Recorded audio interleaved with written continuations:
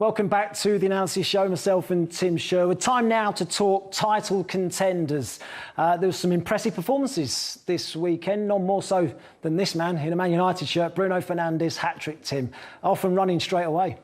So reliant on Bruno last season, and same again. Can't never ever get bored of talking about this boy. You know, amazing professional.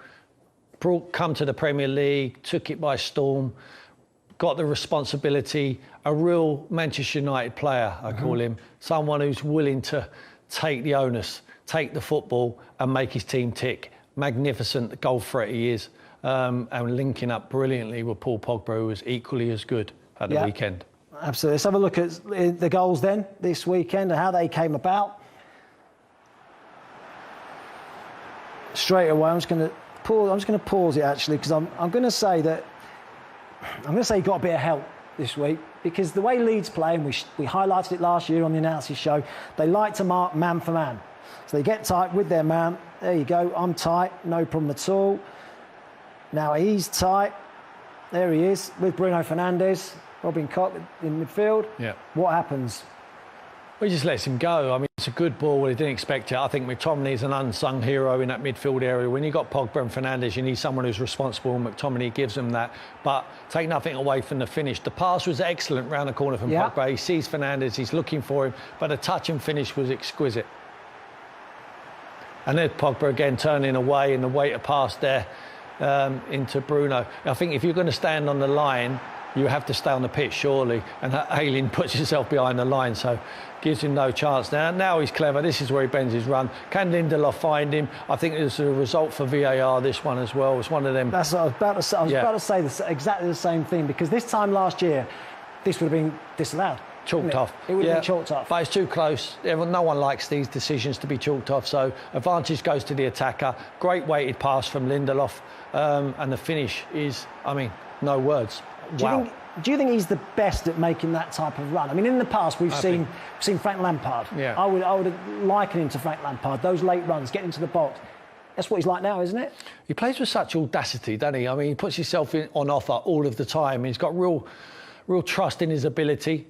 And for someone to go to Man United, sometimes they can handle the situation because it's a huge football club, or they are shrinking violets. This boy just loves it. Yeah. Just loves the occasion, especially with the fans back in there. He relished it. What about this list here? Opening day hat-tricks, some great names on there. Mickey Quinn for Coventry at Arsenal. I was actually at that game, believe it or not, 1993-94 season. Matt Le Tissier, hat-trick, lost the game. Lost the game 4-3. That doesn't happen too often, does it? Hat-trick on the opening day and lose. Dion Dublin, he'll enjoy that as well. In 97, Coventry, 3 goals against Chelsea. And Bruno's just added himself to that list after Salah got a hat-trick last season as well. So, yeah, nice list there, isn't it? Well, Coventry are very prominent. Yeah.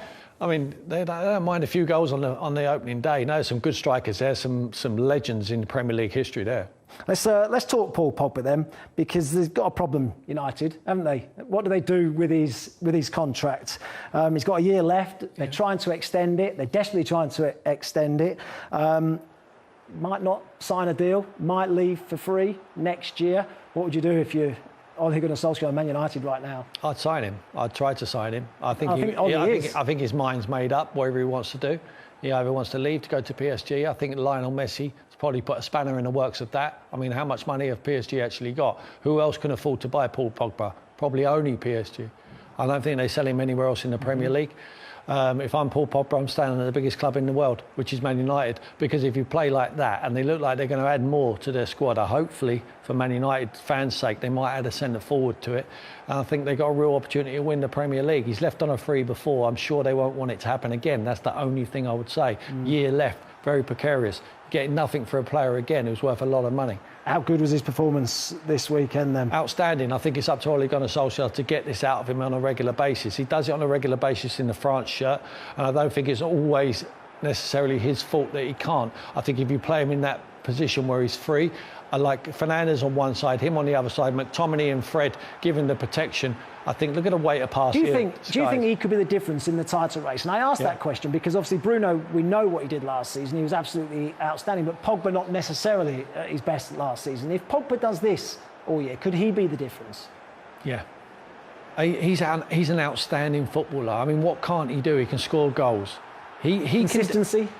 Consistency, yeah, but I think that's largely down to the way he's played. Sometimes he plays off the left, sometimes off the right. I think if you play him loose and let him just play, give him his head, like they do with Bruno Fernandez, I think that them two linking up together, and they're playing with a smile on their face. You see him smiling when he plays for France. It's great to see him smile in a Man United shirt. It's easy to smile when you're winning the game very, very easily. But listen, the kid's got everything.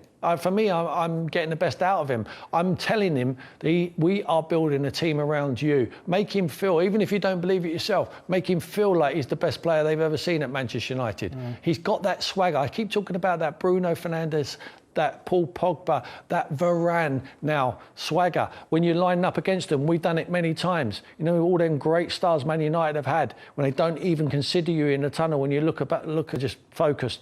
They know it's just up to them to do their job and they win the game. Yeah. That is what they're creating there at the moment. They've got some real attitude. I love it. I know you think that United should go and sign a centre forward. Obviously no Cavani this weekend, no Rashford. Sancho was on the bench. But the man who played up top was Mason Greenwood. Yeah. And he was excellent. Ole Gunnar Solskjaer actually really praising him, saying over the summer he's a different man now. He's turned into a man over the summer. Physically, he's better. I mean, if this performance is anything to go by, I mean, he's improving no end. I mean, that is the shot across. I mean, it's the only place he could score. But he's got pace, he's in behind.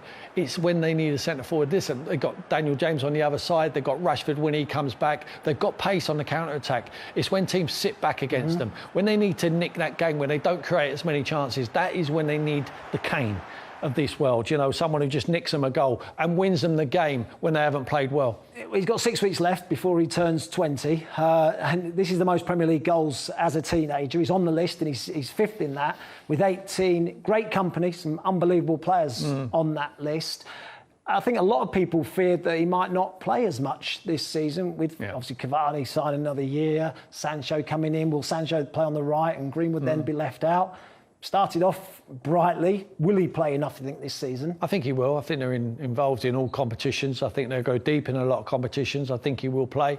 He needs to look at his mate, Marcus Rashford, and he needs to see how he's developed. And not in a detrimental way towards Marcus, but I think he stood still. And I think Mason's got to look at that and think, no, there's room for improvement. I need to continue, because I think Marcus Rashford is a very good player, but I think he's been a very good player when he's had the same experience as Greenwood. Now he needs to improve from that. He needs to see he's not at his ceiling yet, Marcus. I think he can still improve, and certainly Mason Greenwood can improve, but he's not a number 9. The best number 9 they've got at the football club. Martial, for me, is not a 9. He wants to play off the left as well. I think it's Cavani still. He knows how to play in that position. He's someone who can nick you that goal, but he's not getting any younger. I think they need to add to it. Like I say, if they added Harry Kane, there's 2 teams in Manchester.